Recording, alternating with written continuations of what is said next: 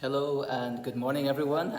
My name is Johnny And my name is Kim Yi. and we are talking to you today.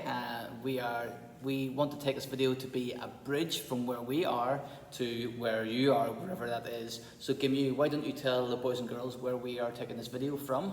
From Cambodia. From Cambodia. I don't know if you boys and girls have heard of Cambodia or know where Cambodia is, but I have been living in Cambodia for almost 10 years.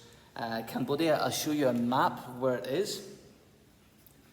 Cambodia is in Asia, in Southeast Asia, and I'll show you where we are. If you see the map, over here we've got USA, we've got Canada, South America. In the middle here we've got UK, Europe, Africa. Keep going, we've got Russia up at the top here, India down here, up here we've got the big country of China, and beneath China, next to Vietnam and Thailand, not as far as Australia, next to Vietnam and Thailand we've got the country of Cambodia. And Cambodia is a small country. Look on the map, it looks quite small, but there's quite a lot of people there. I think 15 or 16 million people in the country, so it's not so small. But I work with Kim Yi in an organisation called Care for Cambodia.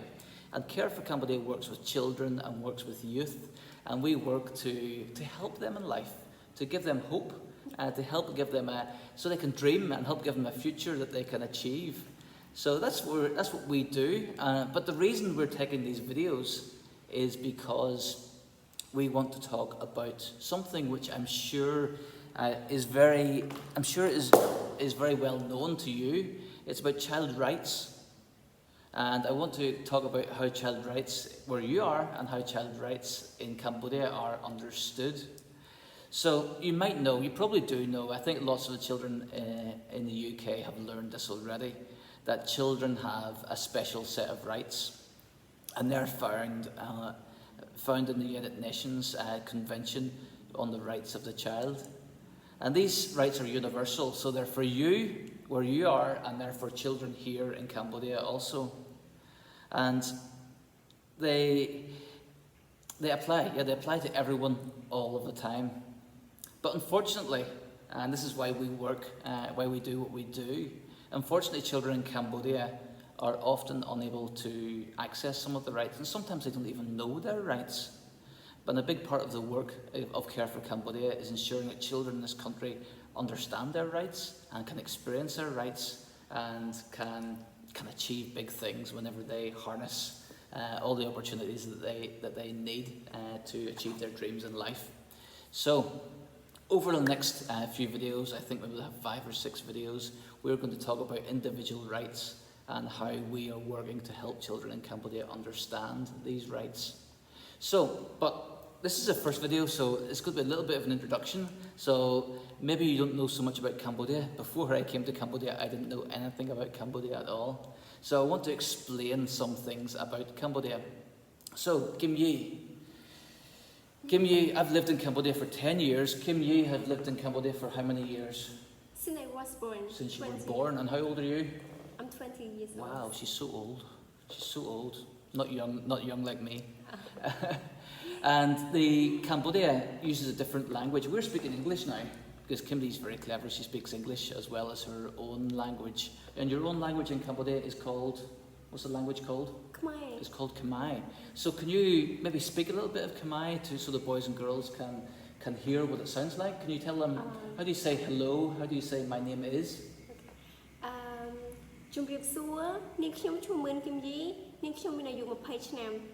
Oh, so what Kimmy just said there was hello, and she did this here, Yes. which is Cambodia uses this instead of shaking hands. You don't shake hands. Oh no, we use like that for our respect. So it shows respect to someone when you meet them, and maybe this is good for us now in COVID times, so we don't have to touch hands and share virus or share germs. Maybe whenever you come to school tomorrow, you can do this here instead. So Kimmy said, hello. My name is Moon Kim Yi. Yes. And I am 20 years old. Just say it one more time, nice and slowly, so the boys and girls can hear the sound of the language. Yes.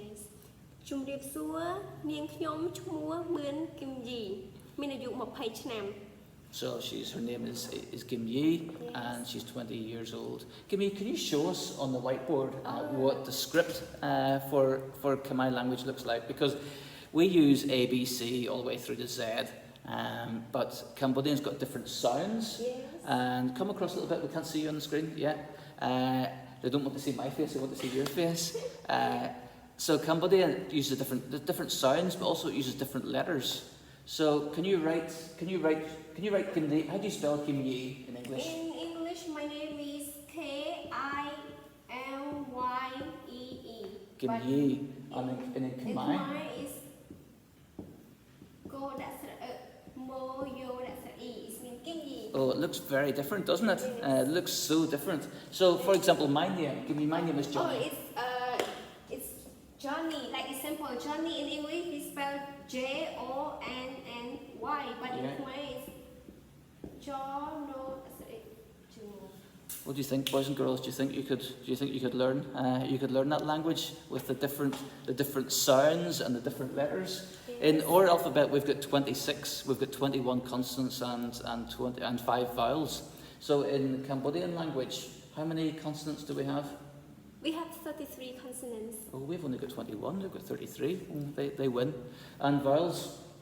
We have 23. 23 vowels. We've only got 5. So in total, that's 56 letters that you have to learn. So that's one of the things we do in Care for Cambodia, is we help children learn their local language, because it's 56 letters, and when those letters are put together, it can be a little bit difficult sometimes, and children need to learn how to not only speak their language, but how to spell and to read and to write their local language. So yeah, it's a little bit different. Another thing, Kimmy, is different is the weather. Kimmy, can I ask you, have you ever been to the UK or been to America or been anywhere else? No, I never been there. Would you like to? Yep. Okay, where would you like to go to?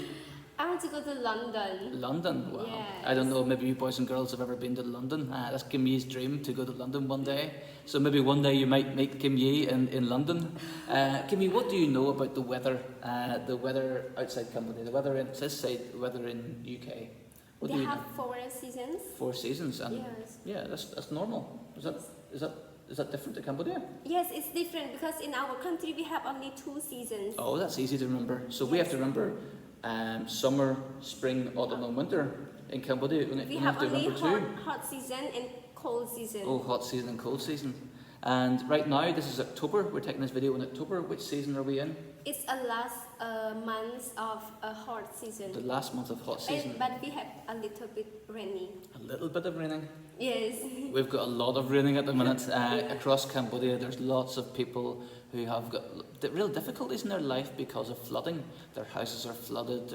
Maybe they've lost some livestock, or they've lost some crops or farmland because of really bad floods. And we've got some friends who, even in their houses, inside their houses, there's floods up to their waist or above their waist, and it's dirty, smelly water. It's very sad and makes their life very difficult. So, but we hope this week, next week, there's not so much rain, and the waters go down. So yeah, lots of differences in the weather. Hot season can be very, very hot. Hotter than the hottest day in the summer in the UK, but cold season is maybe similar to a hot day in the summer in the UK. So hot season is hot, and also cold season is still hot for me. But right now, yeah, it's raining. So I want to ask you, Kimmy, about transport. How do you come to work? Do you come by airplane? Do you come by helicopter? Do you come by, I don't know, by boat? Maybe boat is good for this month. By motorbike. By motorbike. Yes. Me too. I travel by motorbike. And motorbike's easy in Cambodia. Many people travel by motorbike. I don't know if any of you guys have came to school this morning by motorbike, or maybe some of you would like to go on a motorbike but have never been. But many people will travel by motorbike because it's easier, it's quicker, and also whenever it's so hot, whenever you travel by motorbike, you get the wind blowing in your face and it cools you down. So that's nice. But this month, whenever there's so much rain, Yes. you come to a traffic light, the traffic light says red and you must stop. But it's raining, and inside 5 seconds, everything is wet. You have no choice, you just sit there and you get wet, and it's so miserable. Oh my goodness. But next month I hope there's not so much rain. Yes. Boys and girls, Cambodia is a country there's many beautiful things about it, but also there's some things which are a bit difficult. It's what we call a developing country. Before we used the word first world and third world country, but we don't use those words anymore. We think developing explains it better.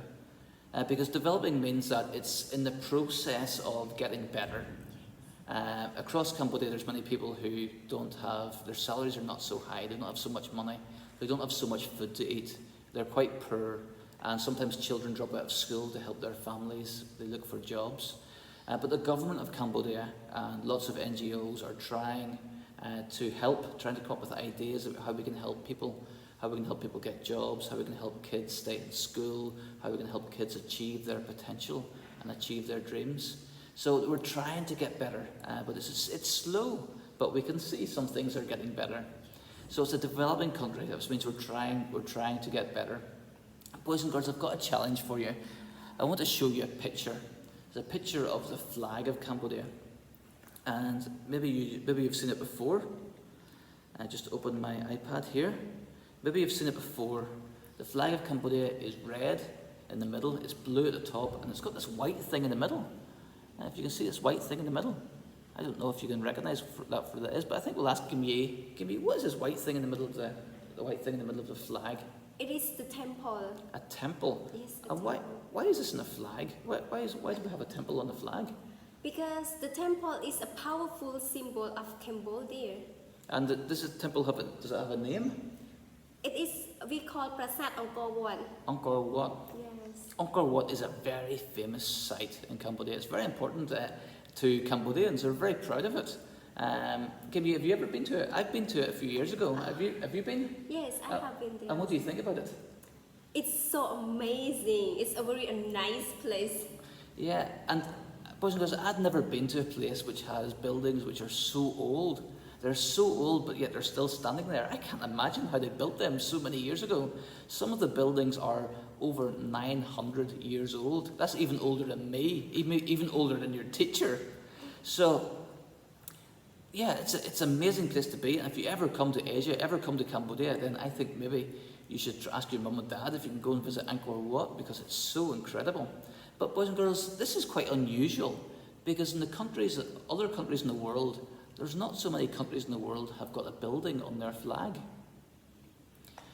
So I've got a challenge for you. Maybe you can do some research and try to find out yourself. I know of 4, maybe 5 other countries which have a building on their flag. So maybe you can do some research and you can tell your teacher you found one or you found 2. See which other countries have got a flag on their, or have got a building on their flag. Also, what you could do before our next video is maybe you could do a little bit of research about the rights of the child. I guess maybe you've learned it before, but maybe you can remind yourself about some of the rights of the child. We will be doing more videos this week, and you can watch them each day. And the one we'll do tomorrow is about one particular right of the child, and that is the right to have food to eat, to have clothing to wear, and also to have safety, have a safe place. So that's what we'll talk about tomorrow, and we'll talk about what that means in Cambodia and how some people in Cambodia can't access that particular right. So I hope that you're interested. We're excited to talk to you, to share information with you, and I hope you'll be interested and you'll tune in again tomorrow, and we'll learn a little bit more about Cambodia. We'll learn a little bit more about the lives of boys and girls in Cambodia, and we'll hopefully see you tomorrow. So it's a goodbye from me. I'll say goodbye in English, and Kim, you can say goodbye in Khmer. Chum riep lia. And goodbye from me. See you next time.